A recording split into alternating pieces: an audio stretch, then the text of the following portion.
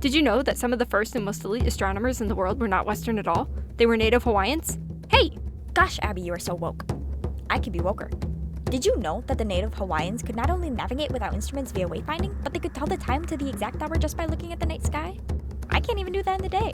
Hey! Did you know that the last monarch of Hawaii, Queen Lili'uokalani, was tossed out of power by dole? Dole as in, like, the pineapples? Dole is in the pineapples, along with centuries of native Hawaiian astronomical excellence and autonomy simply because the native Hawaiians had resources Dole felt entitled to? Icky! Did you know that we're still doing it? We're still taking native Hawaiian sacred land against their will to build telescopes, including the $1.7 billion 30-meter telescope, potentially as early as this summer. Aww, but I like big telescopes. Bark, bark, bark. Bad Abby. Did you know I am Bethany, taking over the episode this week for the show I evidently co-host? No, you're not. Give me my mic. Okay, boomer. All that and more up next. Welcome to Small Anthropoids. Hi there. My sister Abby is off for the week due to unforeseen circumstances. So, you're stuck with me, foolish mortals. Seriously though, let's talk native Hawaiian astronomy. It begins, as it shall end, with the gods. Wakia, Father Sky, is the god of light and heavens. Papa, Mother Earth, is the goddess of the land and underworld. Together, they create everything to which we see today. Papa, Mother Earth, gives birth to a calabash gourd, from which she makes a bowl and cover. She feeds it to Wakia, Father Sky. Wakia throws up the pulp of the gourd, and it becomes the sun. The seeds of the gourd become the stars. The white lining of the gourd becomes the moon. The ripe white meat becomes the clouds. The juice pours over the clouds, and it becomes rain. Of the calabash itself, Wakia makes the land and ocean. Not quite as catchy as the bit about Maui and the Disney film Moana, but you get the point. To the native Hawaiians, the sun, moon, and stars weren't just something pretty to look at. They were revered and studied as something essential to life, and rightfully so. These creation stories, particularly those about Maui, are found to be nearly identical across hundreds of ancient Polynesian islands. That tells us two things. The native Hawaiians traveled thousands of miles, and they did so with an astounding degree of accuracy. Western European sailors couldn't hit the broadside of a barn, i.e. America, for hundreds of years.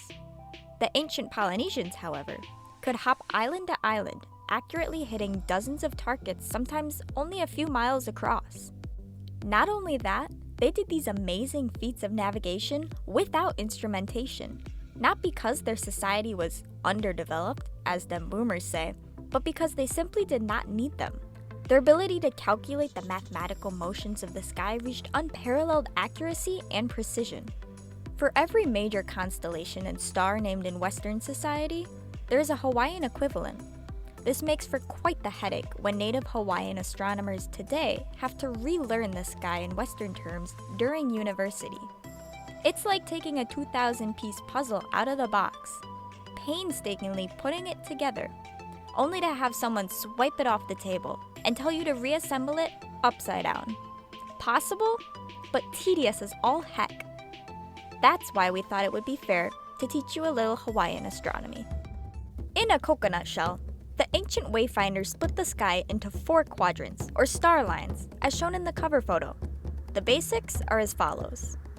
Keika o Makali'i, or in English, the canoe bowl of Makali'i, makes up the first quadrant.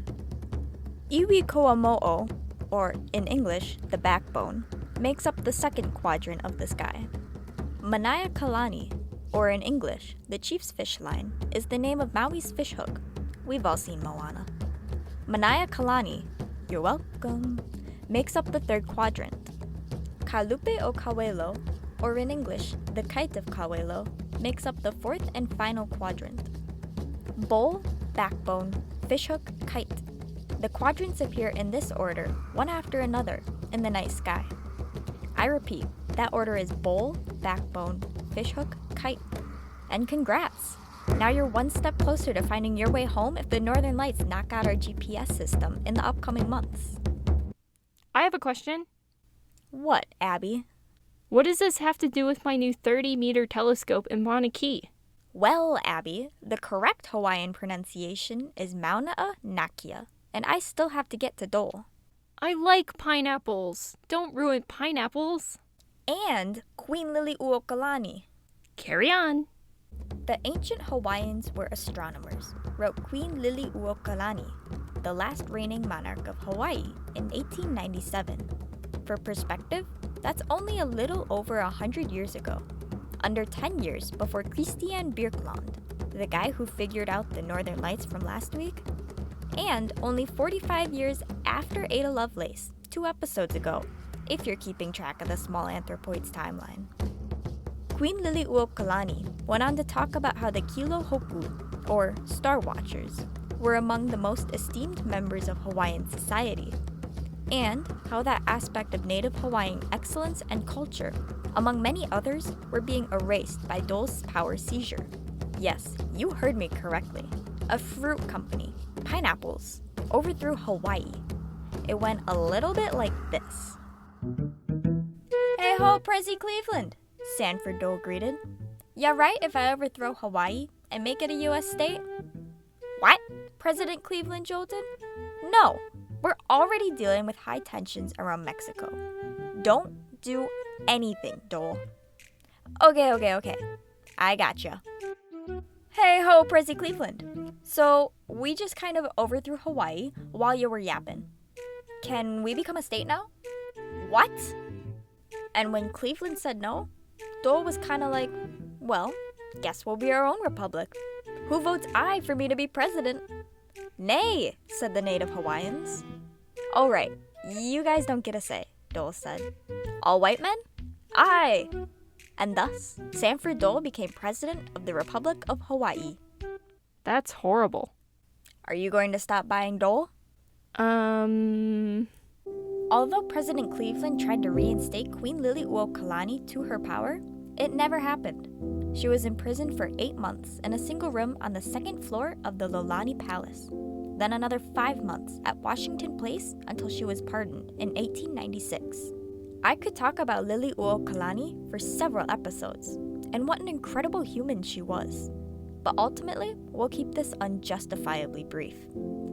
The Hawaiian people were precious, and the queen their fierce protector.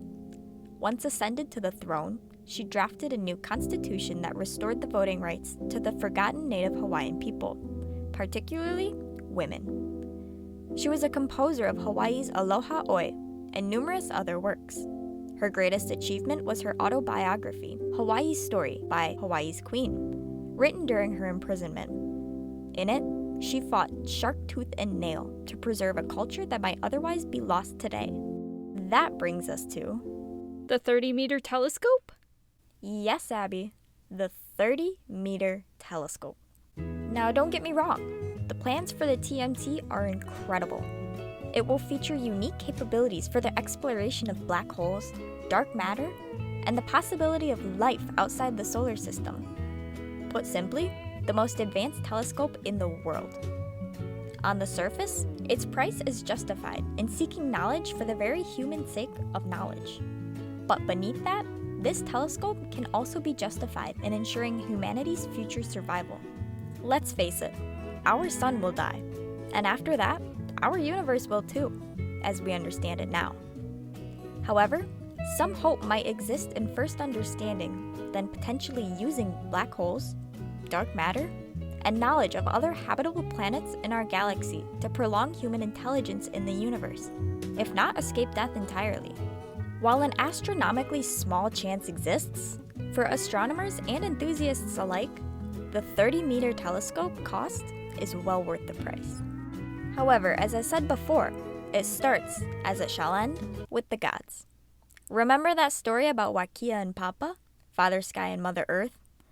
Well, Mauna, the mountain that scientists want to put the TMT on, is the place where creation began, the place that connects the land to the heavens. And the myths are exactly right.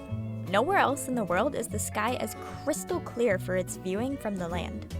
And for that reason, to both native Hawaiians and astronomers alike, Mauna is sacred. Thus, the debate between religion and science comes to yet another head. So much of Native Hawaiians and their culture have suffered at the hands of meddling Western powers. And to be fair, efforts have been made to make amends, such as an apology from the Dole Company issued 100 years later in 1993. Yet, the sacred, once untouched landscape of Mauna has already been littered with 13 observatories, despite Native Hawaiians' vehement and ignored protests already. So, when the 30-meter telescope is put back on the docket for discussion this summer, should it be approved, declined, or delayed further? It's a tough question, and an even tougher answer, one that I don't have. I know what the astronomer within me would say, but it's important to listen to what Native Hawaiians are saying too. So, we'll hand the mic off to a Native Hawaiian, one who is out of time, but perhaps not out of place. While no writings exist of ancient Hawaiian astronomers that we can pull from due to their tradition being passed down orally, we instead turn to their fiercest representative, Queen Lili'uokalani herself. With that, sit back, open your mind. Here is a brief excerpt from Queen Lili'uokalani's Hawaii Story by Hawaii's Queen, set to her composition, Aloha Oi.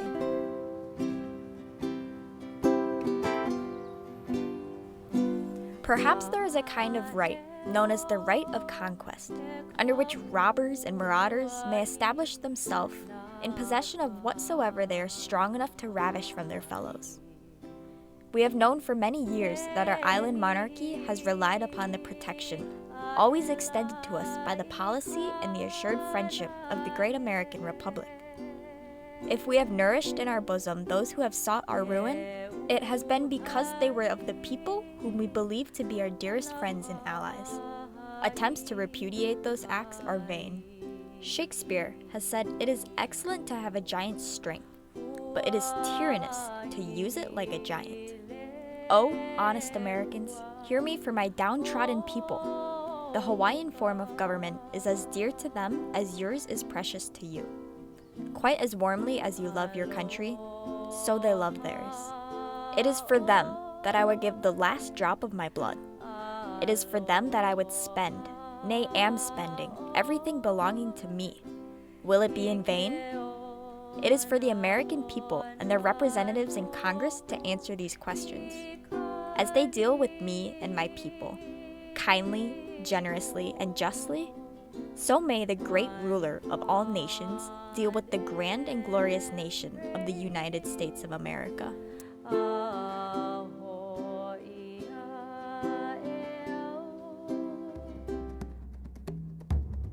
Thus concludes Queen Lili'uokalani's Hawaii Story by Hawaii's Queen. Are we delaying science that would benefit all of humankind? Or is this a dark moment in history repeating itself? Either way, now you have a new factoid about Dole to drop the next time a loved one is enjoying one of its pineapple Dole Whips. The Dole Company literally overthrew Hawaii and has done little to repay the Hawaiian people even to today. I just want to eat my ice cream. That's our show. I'm Bethany. I'm Abby. Stay curious and take care of your fellow small anthropoids.